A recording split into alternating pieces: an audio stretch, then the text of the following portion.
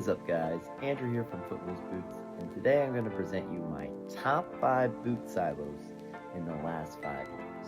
Now, some of these boots had some variations to them, but for the most part they remain consistent within the boot silo's identity. And here are my top 5 boots or silos in the last 5 years.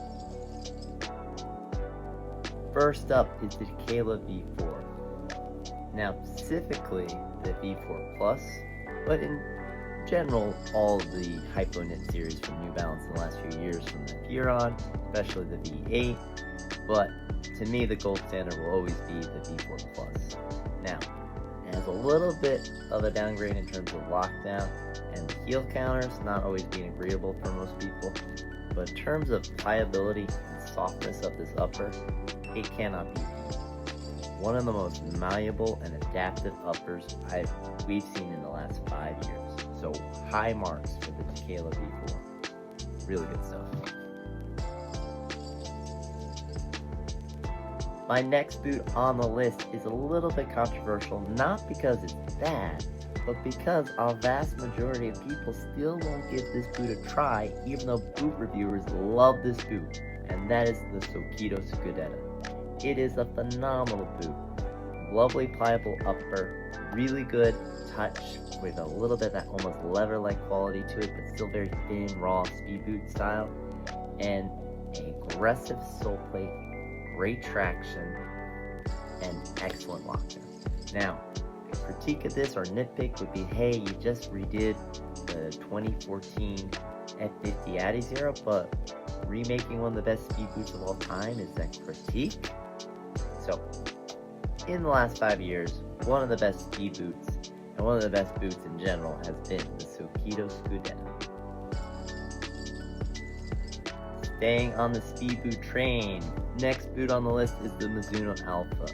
Whether it's the 1 or 2, you can't go wrong with this textile boot. Great textile upper with a memory foam cage to help hold the foot in place, zero glide liner, as well as a zero glide insole to help hold the foot in place, and a sole plate that is a nice little twist on the classic Mizuno style. Now, they usually do all conical, but here they give you triangle blades that, while more aggressive, still have the ability to twist and pivot. And again, some really awesome snapback with the Carvo insert, making this one of the best 5 boots released in the last 5 years. Next, we gotta talk about the best leather boots. Now, to be honest, there hasn't been a single unbelievable standout silo in the leather boot category, because a lot of the brands in the last few years have moved away from leather into synthetics. Now, there's still some good boots. I've enjoyed the Copa Pure series. I thought they've been decent overall, but on a whole, if people are excited about a leather Adidas boot, they're probably excited for a remake or a special edition Predator, because most of the time, those are the boots that really sell, and the Pure is just a good old reliable boot that people can fall back on if they're looking for a leather boot. Meanwhile, Nike had a really good boot with the Tiempo 9 series. The 9 was an absolute standout with even in the Tiempo line, but since the 9, they transitioned to synthetics. And I think that's the big issue with leather boots and saying, hey, what has been the best leather boot in the last 5 years? Well, a lot of the big brands just moved away from leather and given us the synthetic hybrid faux leathers that they've been pushing onto the market as a leather alternative. So while the leather on the Tiempo 9 was really good, as of now, Nike wants you to buy the tech leather boots. And honestly, can't really complain when they're this soft, pliable, and good. Now, I still miss the Tiempo 9, but I can understand where Nike and some of these other brands are coming from, where they want to push innovation and give you a synthetic upper that you could argue is better. Now, I still prefer leather, but again, still some really good qualities from Nike and some other brands in their faux leather / synthetics, but again, can't really recommend a leather boot from a big brand anymore. Now, when I say you can't recommend a leather boot from a big brand anymore in the top 5 discussion, that kind of just leaves you with a good old reliable Mizuno boot, whether it's the Neo series or the Morelia series. Because again, there's not a lot of stiff competition in the top of the market in terms of consensus of what is the best leather boot. So in the end, everything kind of defaults to a Mizuno boot. So if you want one of the best leather boots in the last 5 years, you're probably best going with a Mizuno boot, whether it's the Morelia or Neo. Because again, they don't really change things and they just make incremental updates / improvements to the boots. So whatever boot you get from 3, 4, or 5 now, you're gonna get a great Neo. And the Morelia 2 just recently got an update, and that's been a great boot for like 30, 40, whatever years. So if you need a boot in the last 5 years and you want the best, go with a Mizuno. In the last 5 years, we've seen leather boots kind of go out of vogue. So if you couldn't get a leather boot in the last 5 years, then you're probably better off trying to go off with some of these synthetics.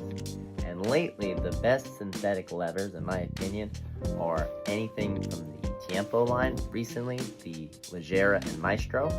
It's unbelievably soft tech leather upper, or the Tequila V5 with its dynamic touch tech upper.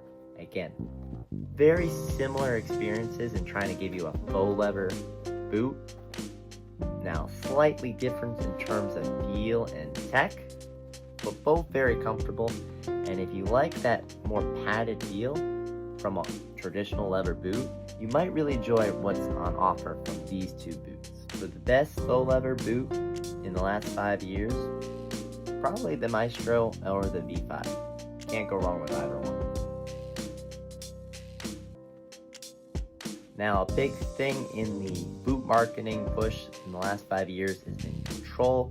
We've kind of transitioned away from power and everything's control this, control that.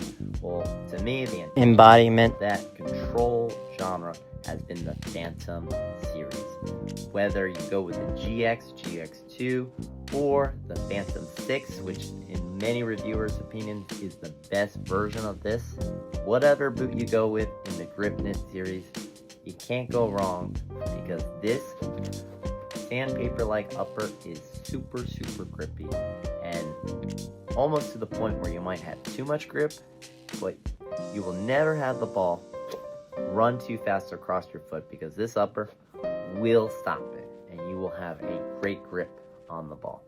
If you wanted a really good grippy boot in the control boot category, in my opinion, in the last 5 years, you've probably been best to go off with a Nike Gripnit boot, specifically the Phantom line from the GX1 to the Phantom 6. Those have been, in my opinion, the best in the last 5 years in terms of grip on the ball. So guys, that has been my list of top 5 boots in the last 5 years that have come out. I try to give a varied list of not just 5 leather boots that I've enjoyed, but from speed boots to controlled boots to classic leather boots. I try to kind of vary the list a little bit. Now, there have been some unbelievably great boots to come out recently, but those boots that have come out recently are more of a reiteration of the boots that I've previously listed. They haven't really done anything groundbreaking or new that you can't get from those boots that I just listed. However, there is one boot that I will mention, and that is this Nike Superfly 11, with the zoom unit being on the bottom of the boot, and apparently just giving a much more forceful snapback than we've previously seen. That might be a boot that might take consideration going forward for the next 5 years. Again, I haven't worn it yet, but reviewers really like it, and we will see if that makes the top 5 Boot of the Year award winner for this year. So until we find out if that makes the list, we'll have to wait and see how that goes.